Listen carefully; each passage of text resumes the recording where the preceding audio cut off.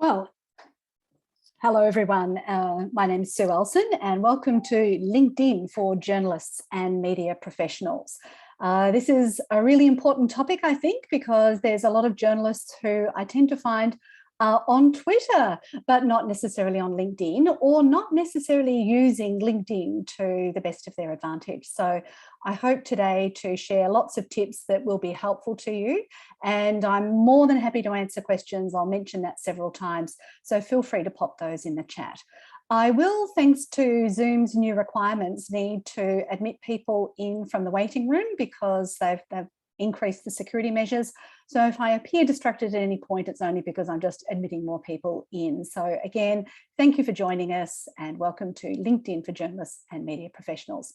I'd obviously like to share the top 10 techniques related to LinkedIn and also ways to increase your online presence on LinkedIn, and then finally wrap up with some tips on how to manage your LinkedIn activity in only 20 minutes a week, because I know how busy journalists and media professionals are.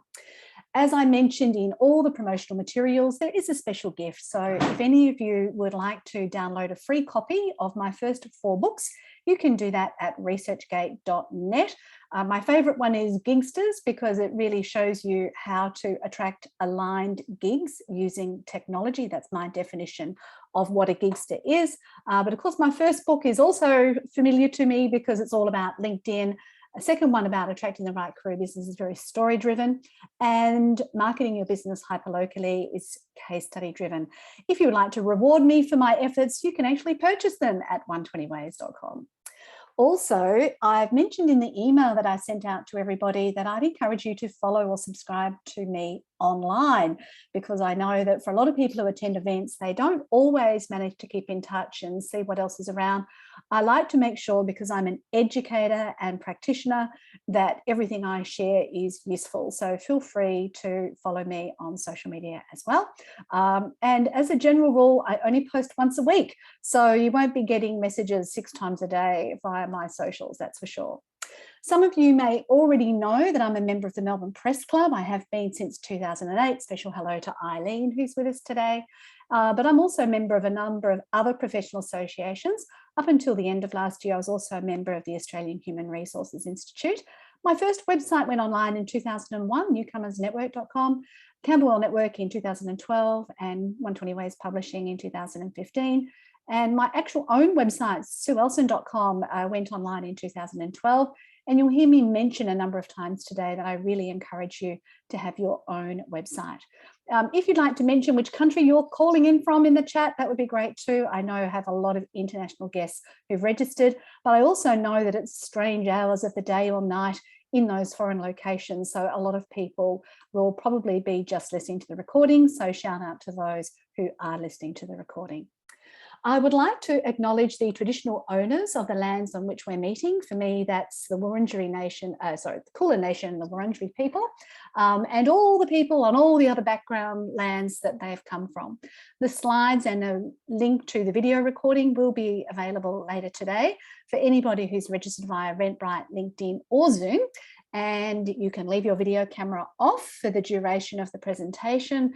You don't need to be producing your own performance at the same time as listening to the webinar. It also improves the bandwidth for those people who have weaker internet connections, so that can be helpful as well. I will assume that there's a varied level of knowledge and experience, and I definitely encourage you to pop those questions in the chat. And Alana's come in from Victoria. Hi, Alana. And you can definitely learn more about me on my website and check out some of my past clients there as well. There is a special offer. I don't pitch the whole way through, I educate. So here's the pitch. If you'd like to book an appointment with me in the next week, then you will receive a $50 discount, and you can just contact me via email if you'd like to do that, one-on-one, completely confidential. So why even bother with LinkedIn? Well, first of all, you're going to be Googled by other journalists, sources, colleagues, editors, prospective employers, people at parties, disgruntled family members who are pissed off with you after the holiday season. Who knows? But LinkedIn is definitely highly optimized for your name. So it's one of the locations that if you are Googled, it's likely to appear. I do recommend that you have your own website. I actually recommend that for everybody. But if you're not at that stage yet, you can definitely start with a LinkedIn profile, because that gives you an opportunity to put that information together in a logical format. Now, if you've got a Gmail email address, you can also create a free Google My Business website, which can be highly optimized in Google search results. It is only a one-page website, but it is free of charge. So if you Google Paul S.J. Smith, you will actually see his free Google website, and it's generated business for him. He's actually a piano tuner, not a journalist, but that option is available to you. So even if you just start there, it helps build your online presence. Also, for those of you who are in Australia, there's over 12 million people who are actually on LinkedIn, and around 6.5 million people are active monthly users on LinkedIn. So it is a really great way to share your story. I remember one of my students I teach at the Centre for Adult Education in Melbourne, and he was an ex-Qantas pilot and now a illusionist. And he was sick and tired of telling the story about why he became an illusionist. It was because he injured his back and he could no longer be a Qantas pilot. And he just got tired of saying that story over and over again. So if you pop your story up on LinkedIn, it's there, it's written, you don't have to repeat. It's kind of handy. And also, no job or enterprise is forever. I had a job in the bank, Westpac, for the first 11 years of my career. And when I wanted to move from Adelaide to Melbourne, there was no job available. So I lost my job and had to start all over again. I got a job and found out I was pregnant and got sacked from that job. It took me 6.5 years to get over the anger and disappointment over that, but I eventually did. And I basically haven't had a real job since 1994, and I kind of like it. So definitely you need to build your network, and I'm going to show you a number of ways you can do that. So I know that a lot of you are LinkedIn gurus and some of you are not LinkedIn gurus. So for that reason, if you are on the guru end of the spectrum, then I would definitely encourage you to tick off how many things you already know about LinkedIn through this webinar. And if you're not a guru, then you've got a few bits of homework that you can do. So hopefully this document and my instructions will give you enough tips to go next level on your LinkedIn presence. So the first one is, I did mention to some of you who are new connections of mine on LinkedIn to read an article I wrote on LinkedIn for Journalists. So I've been attending the Melbourne Press Club Quill Awards in Melbourne for a number of years. And every year it seems there's been another round of layoffs of journalists. And back in 2015, I wrote this article. I have updated it several times since. And it goes into quite a lot of detail about the typical types of tasks as a journalist or media professional you would do on LinkedIn. So feel free to go through and read that. It's about finding sources, alternative career options, if that's what you're considering. Lots of little practical tips and tricks. So feel free to check that out. As I said, it has been updated. Now, the next one is LinkedIn for Journalists. Now, that article I wrote on LinkedIn actually ranked above LinkedIn's content. So what LinkedIn did is they de-indexed my article. So I just republished that content on my own sueelson.com website. So that's kind of cool. But there is a resource on LinkedIn for Journalists. So I'll quickly show you that page on the internet, and it hasn't been updated for a little while. That's my article. Because if you go to one of, it's updated in the last 24 hours. That's exciting. So if you register for this event on March the 2nd as a journalist, you may get free access to LinkedIn Premium. Now, I only became a member of LinkedIn Premium in September 2020. And because up until then, I was using a free LinkedIn account. And I definitely encourage you as a journalist, if you want to partake of this offer, register for that March event. But there's also some additional things here that LinkedIn recommends for journalists.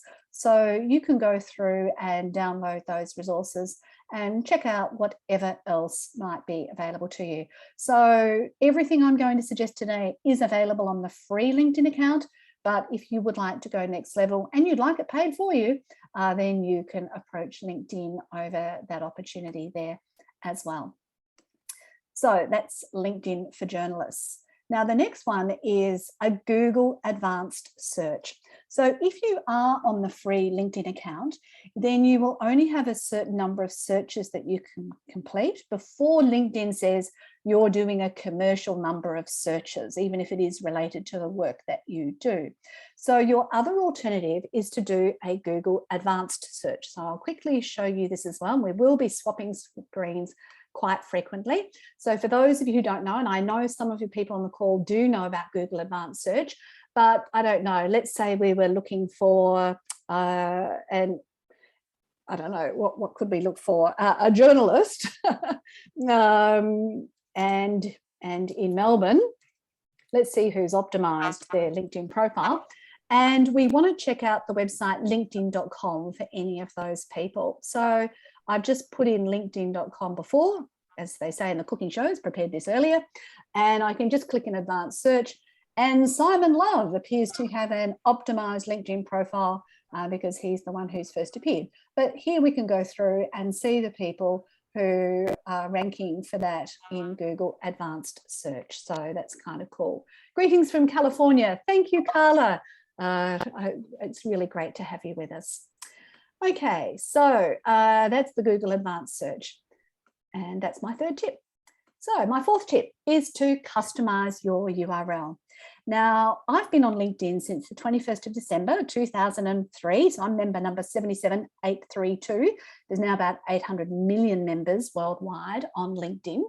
And one of the things that happens is when you create a LinkedIn profile, what will happen is that you will automatically be given a URL, and that URL will have your first name and your last name and a whole bunch of numbers and letters. So to show you what this looks like, I'll just go back into LinkedIn. As I said, I'm going to be swapping the screen quite a lot.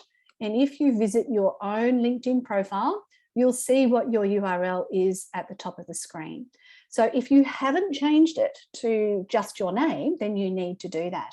And you do it simply by going over here to Edit Public Profile and URL and clicking on the pen next to the URL, and you try and change it. Now, if your name is John Smith, you're not going to be able to get John Smith because that's obviously going to be already taken. So hopefully your name is unique enough and you can just have that, or you can have a dash, or you could have a middle initial in there. You can put a number on the end. There's all sorts of variations, but so long as you change that URL, that will optimize your name in Google search queries. It looks a whole lot better on your email signature, on your paper business card, if you still have one of those, on your resume, if you're going for a new job. It just looks a whole lot neater, tidier. And as I said, it does optimize your name in Google search results. So some of the techniques you're learning today, you're going to be able to assess other people's competence on LinkedIn by identifying whether they have done these things themselves as well.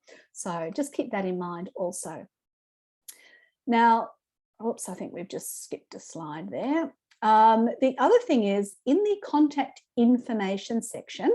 Now, if you're a journalist or media professional and you want people to contact you because you want stories to come to you first, then obviously it would be a good idea for your phone number to be visible and your email address to be visible.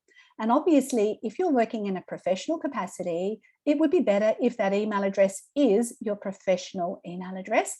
And if you're hunting for work, then you might want to change that primary email address to your personal email address because you don't want your employer to know that you're hunting for a new job. So just keep that in mind. You can change that in the contact info section. As I said, please add any questions in the chat. I will try and answer them as they come in, as well as at the end. Now, last year, LinkedIn installed a lot of new features. We can thank COVID for really upping the ante. LinkedIn, if you didn't know, is owned by Microsoft. And although they had a bit of a staff shortage in 2020, they've definitely added in a lot of new bells and whistles in the last 2 years. So one of the things they've done is they've got something called Creator Mode. And what it does is it changes your button on your LinkedIn profile from a connect button to a follow button. And you just turn it on from the section of your screen that says resources, and you just turn it on, and then voila, you've now got a follow button on your LinkedIn profile. And what it also asks you to do is to nominate 5 hashtags. Now, hashtags, as most of you would know, originally started on Twitter as a way to aggregate content around a particular topic, a particular name, or a particular statement. Hashtag I love LinkedIn. So if you produce content that is related to these hashtags, then LinkedIn suggests that they will promote that content more widely because you are a creator and that's your topic of conversation, and therefore there's a chance for it to go online a bit further. Now, if you do well there, then a little bit later, LinkedIn will give you access to LinkedIn live videos. I'm not a huge fan of video because I reckon people can get sick of you real quick on video, but I do some video, and obviously this is going to be video recorded. But also you can get access to a newsletter. So if you produce a newsletter, and I have started doing one once a month because that's what's manageable for me. It's better to do something that's manageable and consistent than random and irregular. And that newsletter invitation went to all of my connections, so over 20,000 of them. So keep that in mind, that if you want to set up a newsletter around your area of expertise, particularly if you specialize, as I know Carol does, in certain topics, then that can be a really great way to reach a lot of people in your LinkedIn network. And I've got nearly 4,000 subscribers already. Now, I know this sounds really obvious, but believe it or not, a lot of journalists do not mention their publications on LinkedIn. Now, in the publication section of my LinkedIn profile, I have only mentioned the books where I am featured, but you could also put in your muckrack profile, your authory profile, or even your own name website if you've got a whole bunch of publications on there. If it is a joint publication or you're a ghostwriter or something like that, then you can add other authors to that publication if they're connected to you on LinkedIn. And this is a really great way to showcase some of your specialist pieces of content. So please take the time to fill that in. I also paste a copy of the link to any content that I have published. And I know that this is a naughty website, or for some journalists, archive.org/web. I'll pop that in the chat, archive.org/web. Now, the reason I copy and paste a link to all of my content that is published into archive.org is because if the publisher, the newspaper, the media outlet removes that content from their website, then my WordPress website will automatically redirect, thanks to a plugin that I have called Broken Link Checker, to the archive.org version. So then there is proof that I actually had that article published with my name on it. So I know that's a topic that some people don't like, the thought of their content being on archive.org, but for me as a creator, I want a record of all the things I've published, and that's what I do every time something is published. I copy paste the link there, and yeah, that keeps a permanent record on the internet of the content and the stuff I've had published. Now, it sounds weird, but a lot of journalists are very comfortable telling everybody else's story, but not necessarily their own story. And I definitely believe that you need to tell your story. Everybody needs to tell it, whether the CEO or the technical expert or a journalist, because at the end of the day, you will be judged on your personal brand as much as everything else. Now, when I first went online in 2001 and journalists used to want to write up a story about Newcomers Network, all they were interested in was me. And I was horrified because I thought, this is about newcomers and what I'm doing to help people who are new arrivals. And they didn't want to know about that. And so I learned very early on that everybody's interested in people rather than, you know, the actual activity of what they're necessarily doing. So for that reason, you need to be found and you need to have that story good to go. Now, I know that a lot of people in Australia are also very uncomfortable about talking about their achievements. Now, if you say that you are the best journalist or media professional in your organisation, that's probably a slight overstatement, or maybe it's correct, I don't know. But if you just outline the number of things that you've done, you've got some skills that have been endorsed, you've got recommendations that appear on your profile, and you've talked about those achievements in a way that readers of your profile can understand, then they're going to say, okay, well, if this journalist or media professional has done this in the past, then they're more likely to be able to do that same sort of thing in the future. Now, I also did some work with a girls' school, and I thought, well, is LinkedIn any different for women? And I wrote the piece on LinkedIn for Women, which now ranks on the first page of Google search results as well. And I realized that that article applies to both women and men. So if you just want a bit of a checklist to go through your own LinkedIn profile, feel free to check out that link there. If there's anything you're finding super useful, please add it to the chat. As I said, please add any questions. I will open the floor to questions at the end as well. So if I've got any spelling mistakes, tell me where they were so I can publish the best one. I checked and I checked and I checked, but yeah, I didn't have a third person or second person to check it. Now, I've already mentioned articles on LinkedIn, and moz.com suggests it's one of the top places to publish your content. If you Google tough love for the unemployed, I actually went to a Melbourne Press Club event once, and I was sitting next to this lawyer, and he was whinging about how his ex-wife had stolen all his money. And I felt like saying, yeah, but when you were earning all that money, were you also sleeping with a secretary? So I came home and I was furious, and I wrote this article for people over 50, and I sent it to my accountability partner, and she said, Sue, you can't publish that. And so I rewrote it.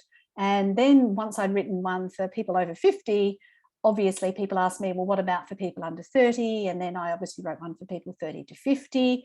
And so the one that has ended up in Google search results is the one for the under 30. So obviously a lot of people think that people under 30 need tough love if they're not working, but you're welcome to read that. And that's an article I had published on LinkedIn. Now, I realize that's not an everyday search query, but if people do Google it, then obviously my LinkedIn article does come up, and that's from quite some time ago. So that's kind of exciting.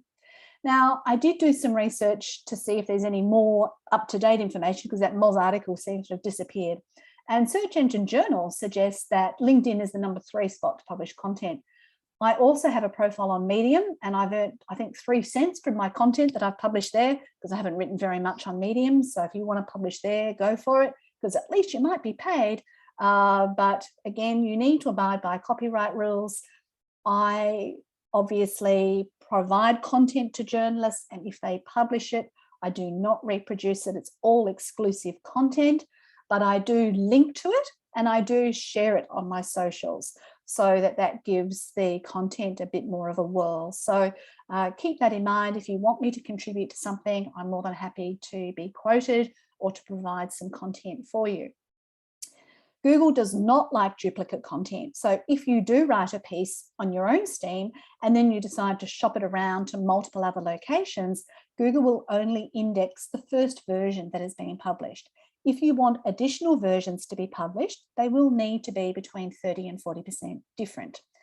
And the other thing that is starting to happen is Google is giving preference to authors, okay? So the way this looks is if you Google my name, I'll just get out of the PowerPoint there. So if you just Google Sue Elson, which I've done here, and I just put Sue Elson in the search query, and you can see I'm not signed in, so the results are not biased. But because I've published books, what you'll see is that my author profile appears first. And I've done a lot of work to tell Google where I am. So that is automatically appearing there. And you can see that Google has also discovered my profiles on LinkedIn, Twitter, and Facebook.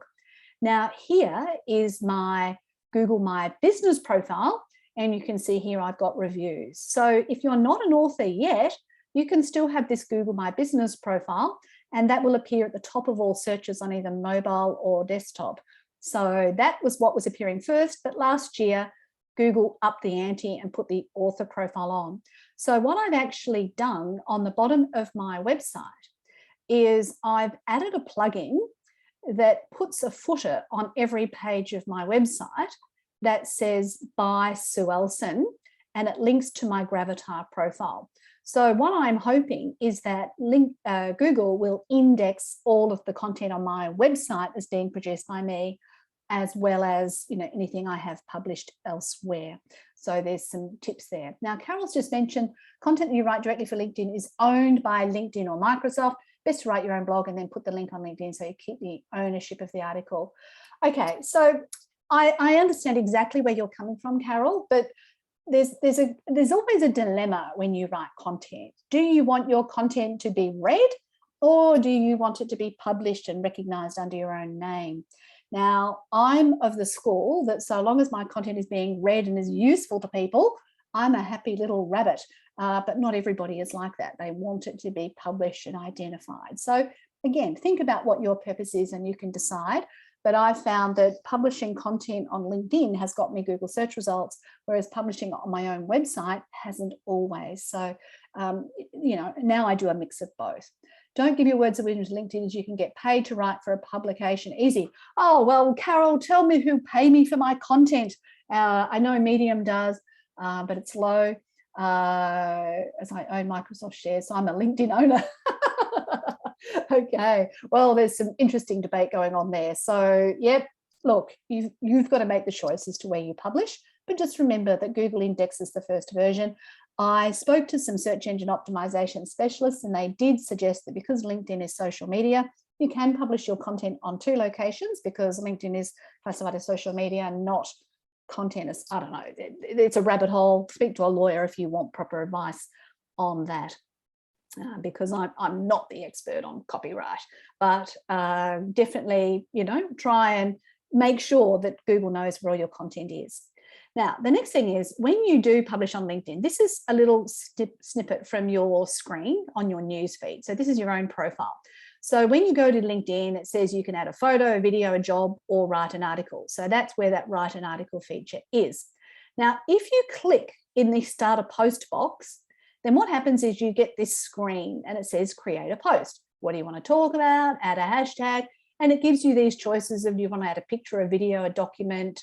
Are you hiring, you know, it's a poll, etc. Or if you click the 3 dots, you'll then get this screen and you can got all of these options to the type of content that you can add to the news feed on LinkedIn.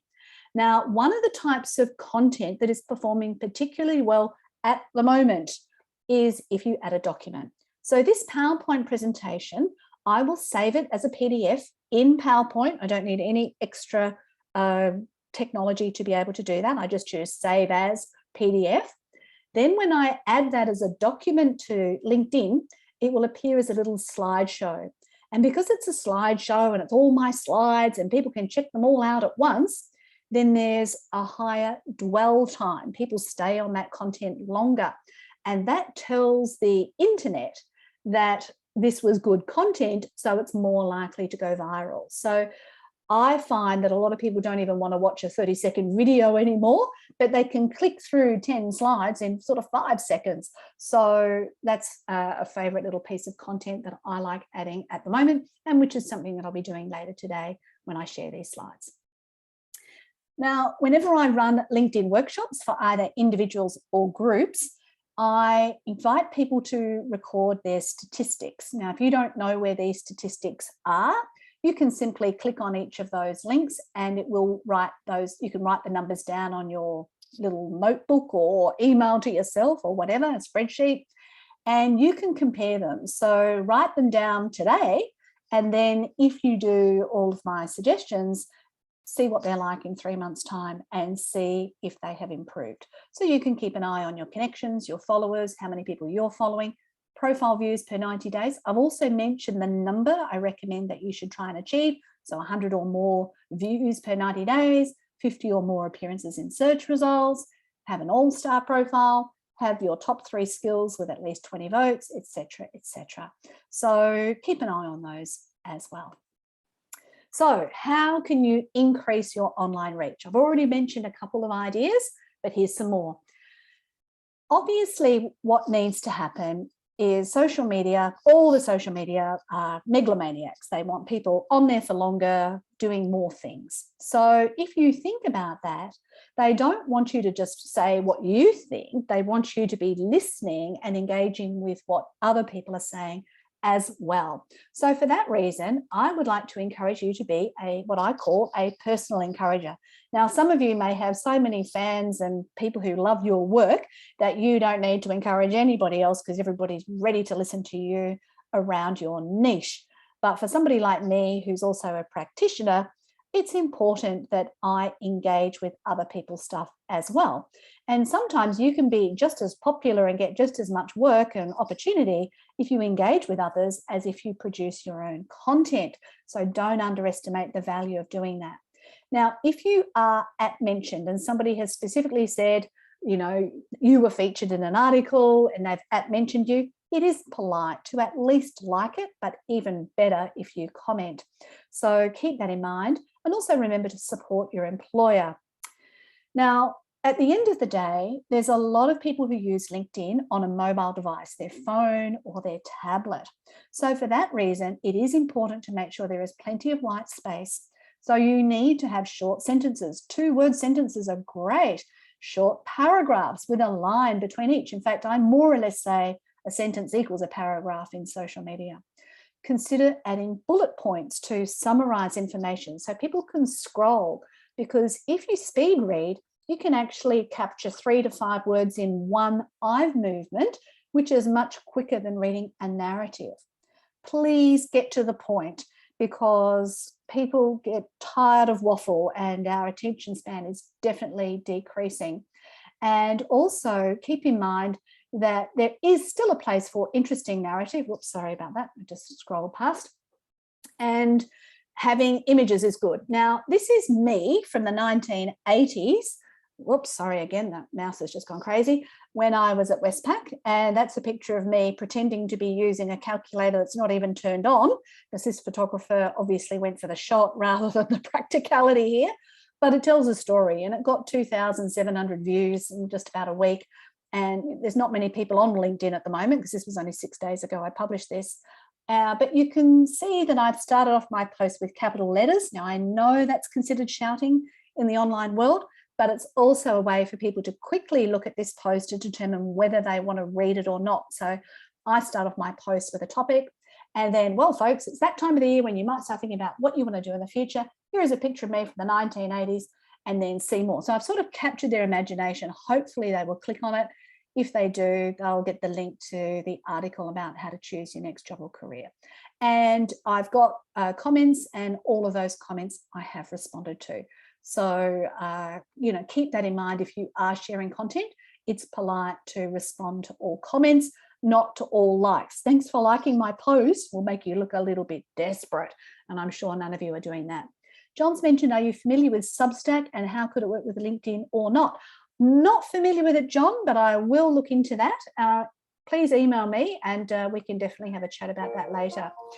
If you would like to learn more about these content engagement, curation, and creation strategies, you can check out that article there. Now, there are always new features being added to LinkedIn, and you can see in this post here, I've used emojis, and they're not smiley faces and slices of pizza, they're little green ticks, and you can see that they add a nice little bit of color and so on to my post. I @mention whenever it is appropriate. I don't @mention somebody just to get them to look at it if it's not relevant to them or if I'm trying to get likes. But I also include the hashtag Sue Elson in most of my content that I've produced.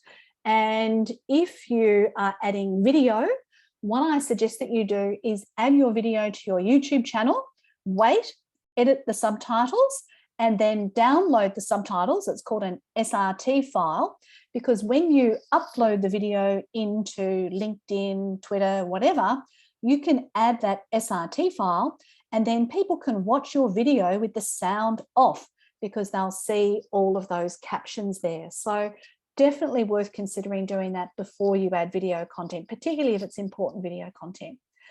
As I said before, you can save your PowerPoint presentations to PDF and upload them as a document, or you can do what I did for this event, which is create a LinkedIn event. You can do that under your own name or under a company name.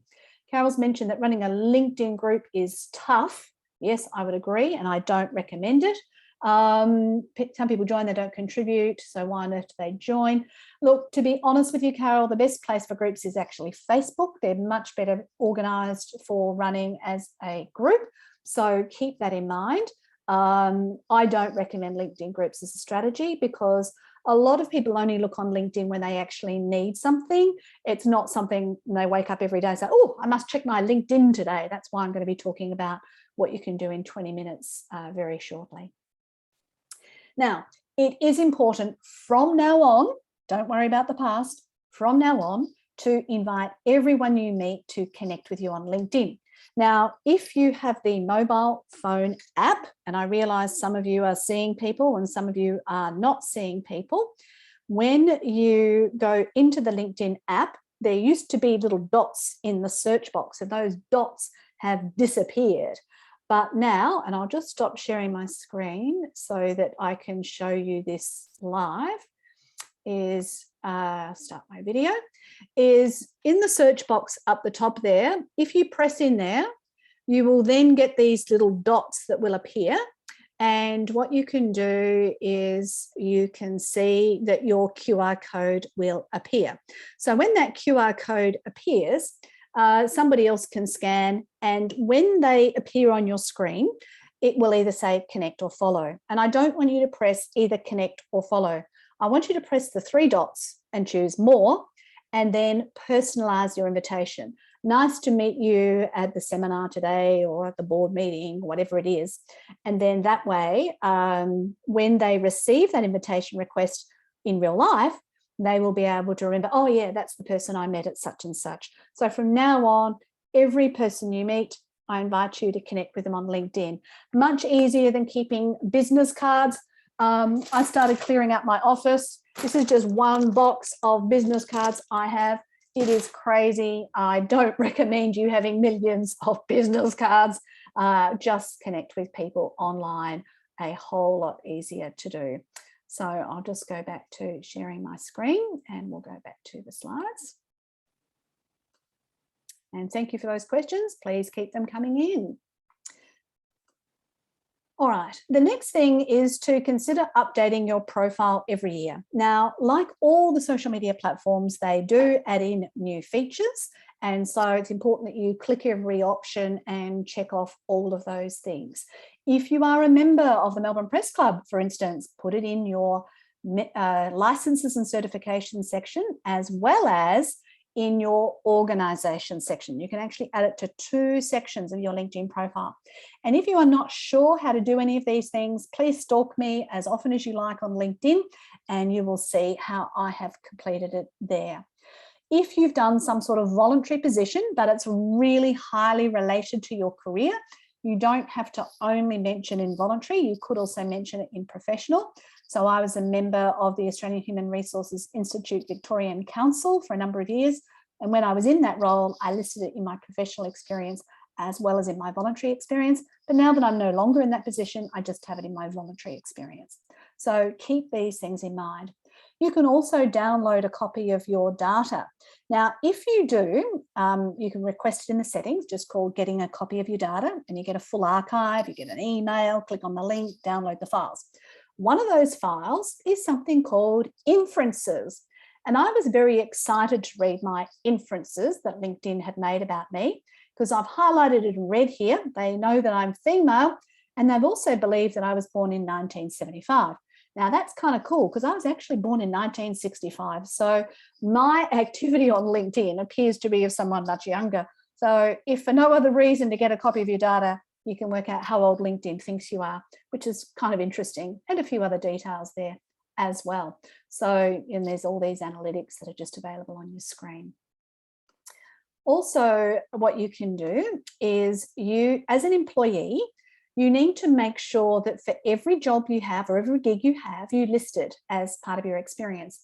So I contribute to the Daily Mail on a reasonably regular basis through a journalist. So I'm not working there, but if I was working there, I could type in the company name and I have to choose it from the drop-down box. And that means that if somebody else from the Daily Mail was sort of looking for information, then content from my profile would come up before somebody else who wasn't an employee of the Daily Mail. So it is important to be associated with the organisations that you work for. So some of you, it can be multiple, some of you it might only be one. But also there's lots of other ways you can support your employer. And I encourage you to do so. I regularly promote the work of, obviously, the journalists who do quote me, but also anybody else who provides an income to me. I write online reviews, I follow them online, I do all sorts of things. So if you want some tips on what you can do as an employee, you can follow those there. And also it is important to remember that, yes, Carol said, never ever provide your date of birth on any social media website. Yes, I use the 1st of June of the year I was born, so that, yeah, it's incorrect. And abide by your social media policy of your organisation. So some organisations will have quite strict social media policies, particularly if you're a journalist.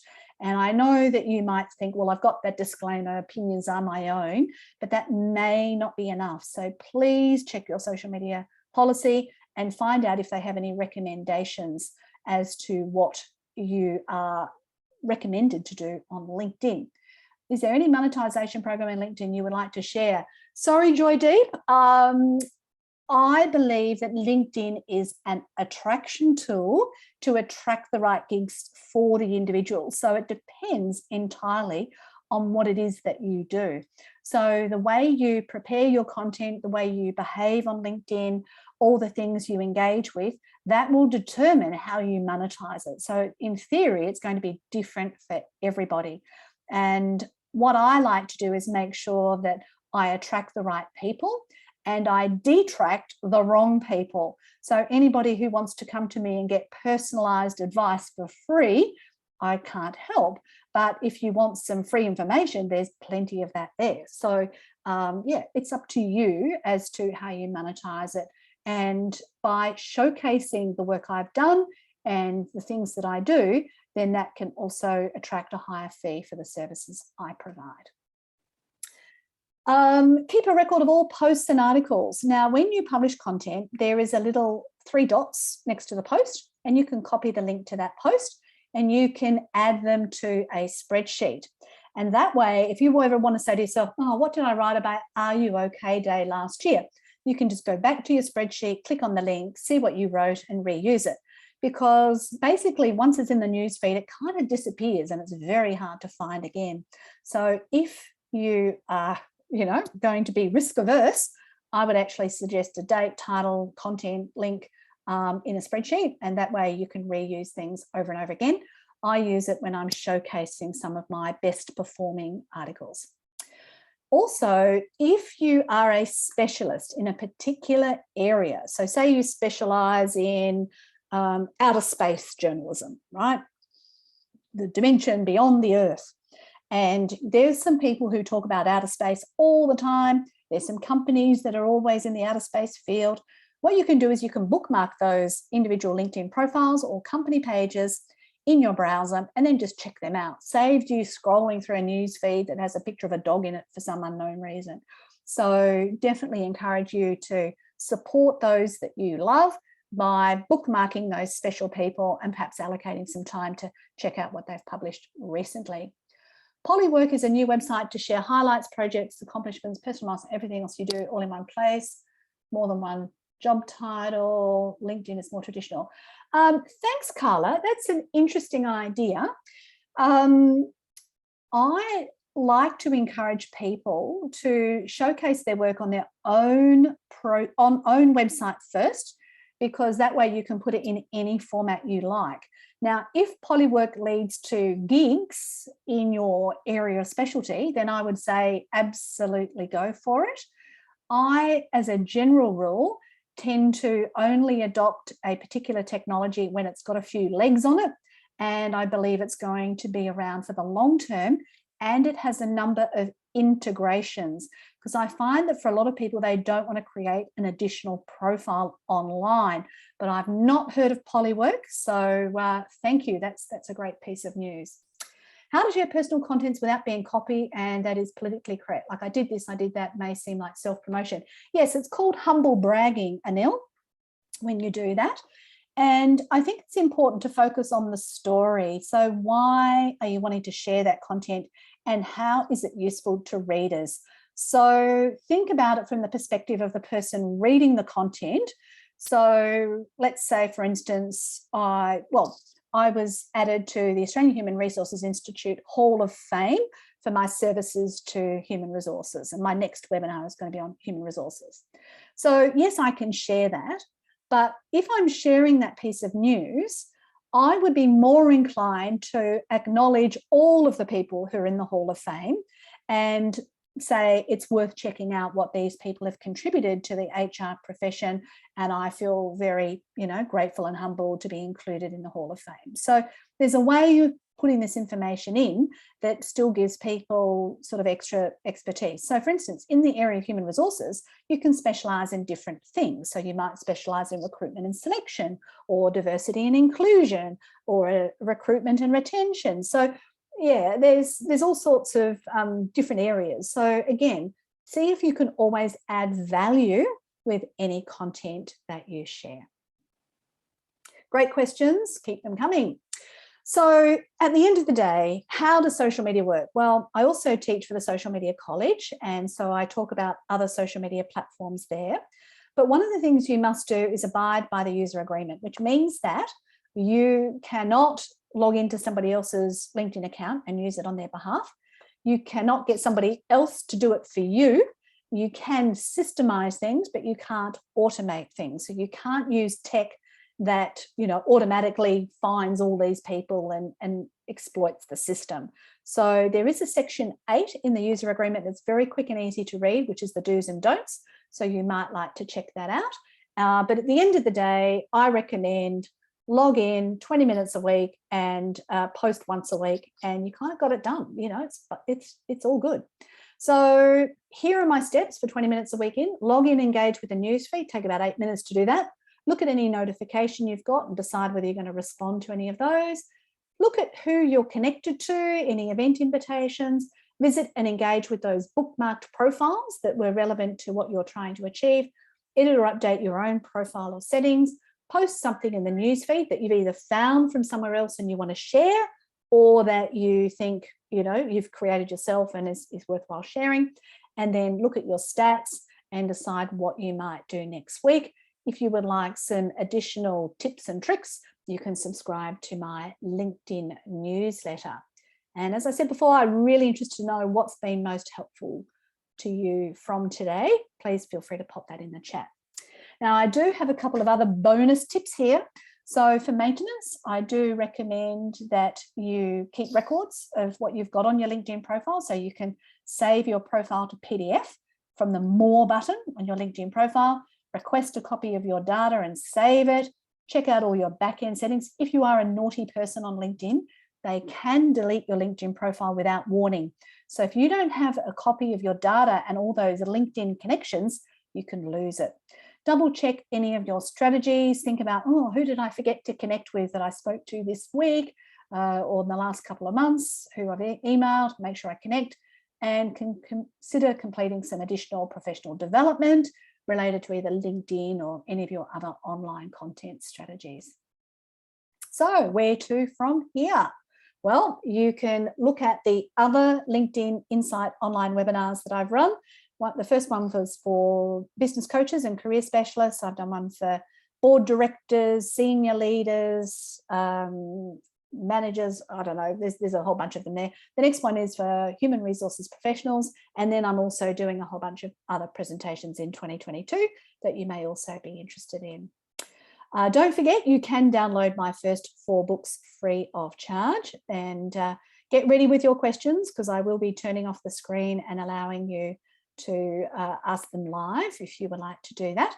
And also, remember, you can follow me on social media.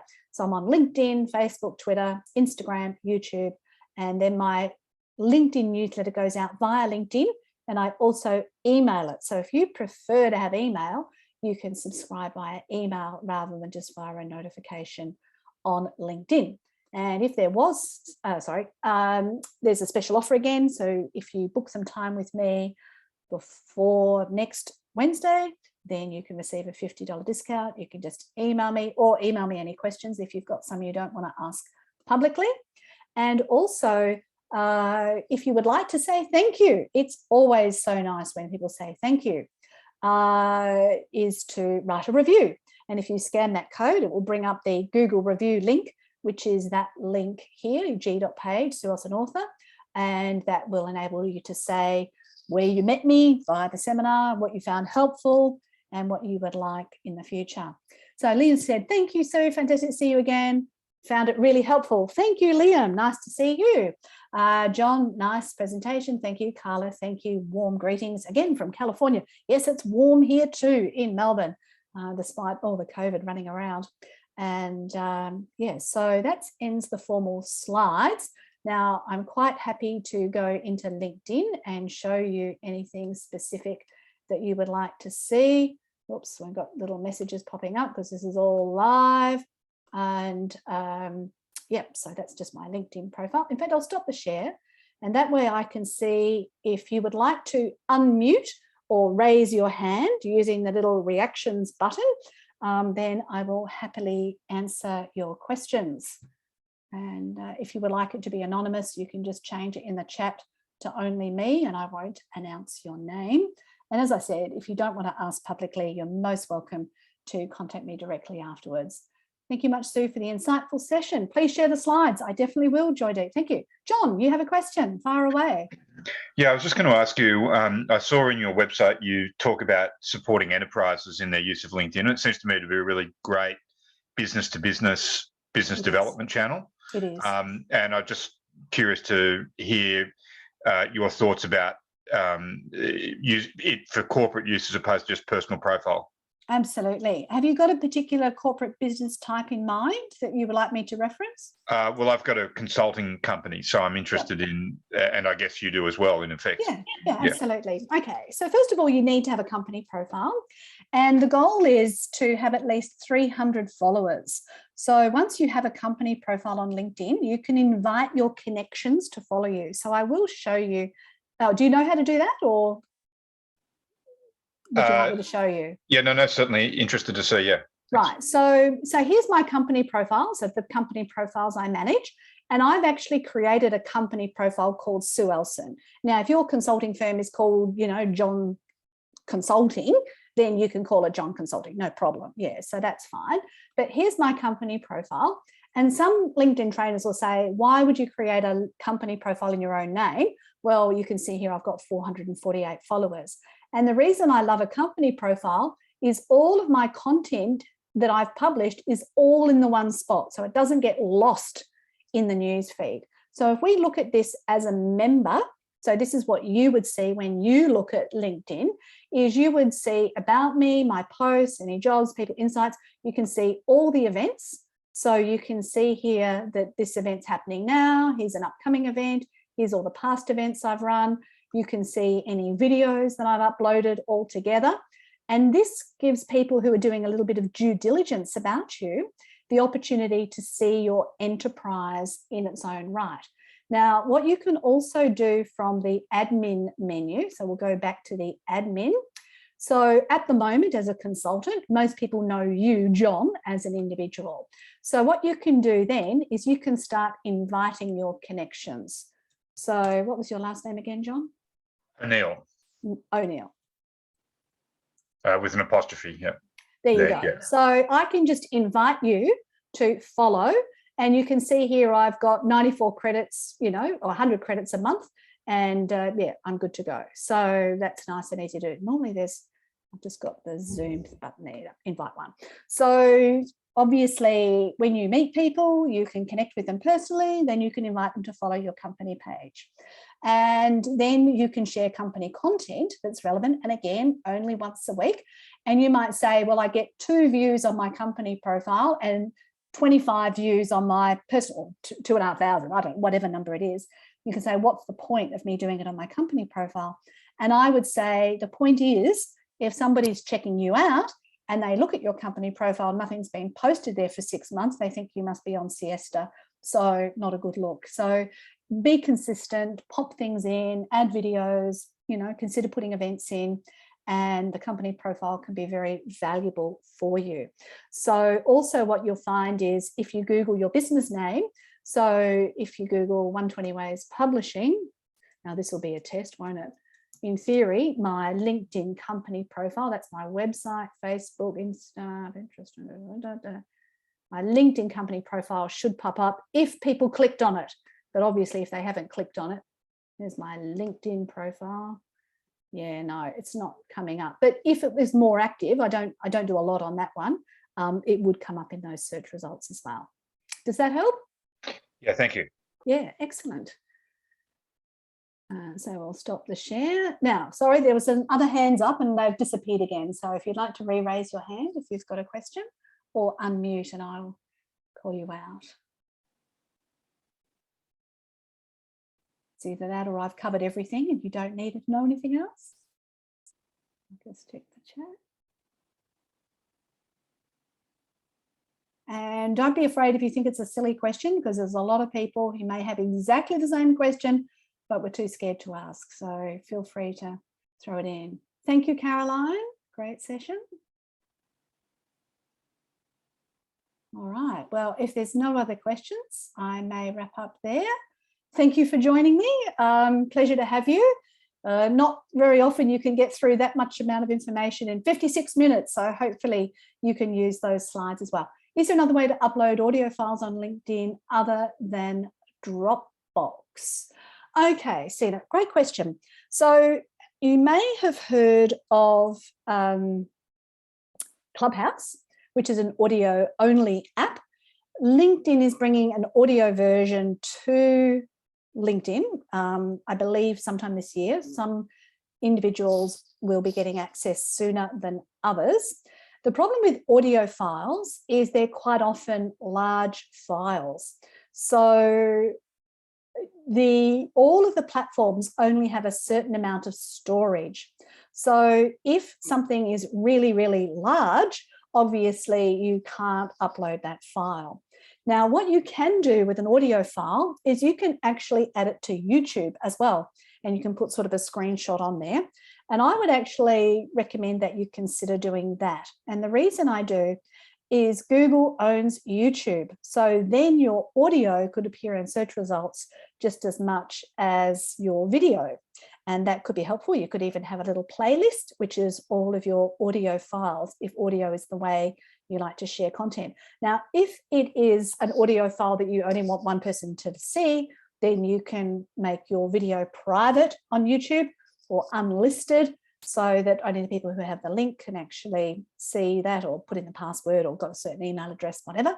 So that would be another way to do it. You've got sample interviews that you'd like to share. Yeah, so that would be great if you've had them all on YouTube, because you're going to get search results twice around for both whatever was found on social, whatever's found on your website, and then whatever's also found on YouTube. Now, if you put hashtags in the content, the hashtags will appear just underneath the screenshot of the video that appears on YouTube, so people can find it for, you know, that hashtag on YouTube or potentially on Google as well. So keep those in mind. I did it for a radio appearance I was on, and yeah, the person, she's no longer on the radio, but she allowed me to put that on YouTube, and that's the way somebody can listen to it. So that's another way, I guess, to share those audio files. Now, if you have an audio program on your computer, what you can sometimes do is reduce the size of the file to an MP3, which I believe Jill Weeks might be able to talk more about this. It reduces the size of the file, which means that on your website, you can have just a little audio play button and people can see it on your website, which in theory would be even better, because that way, and that's how I do my poems. I record my poems on my mobile phone. I open them in an audio program. I save them as MP3. And because they're only short, you know, less than 2 minutes long, then I upload the audio files. So if you look at my sueelson.com blog, you'll see my poems and you'll see the little play button there for those audio files. Does that help, Sina? Was there any other questions you'd like to ask? All good? No, sorry, Jill doesn't know about audio. No worries. Yep, cool. Thank you, Sina. All good. Any other questions? Now's your chance.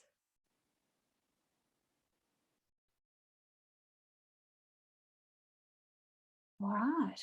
Well, I just waved to Jill there. I saw your face quickly appear.